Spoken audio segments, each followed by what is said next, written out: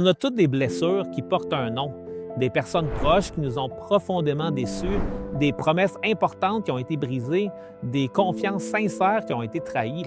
Ben oui, on a été des victimes. Quelqu'un, à un moment donné, nous a déçus, nous a menti, nous a abandonnés et nous a blessés, surtout quand on s'y attendait de moins. Puis on a appris à ériger des barrières pour que ça n'arrive plus. Mais si on est honnête, en réalité, nous aussi, parfois, on a déçu. On a également blessé ceux qui nous aimaient. On a promis des choses qu'on n'a pas tenues. On a dit « je ne ferai jamais ça ». Et puis, à un moment donné, on le fait.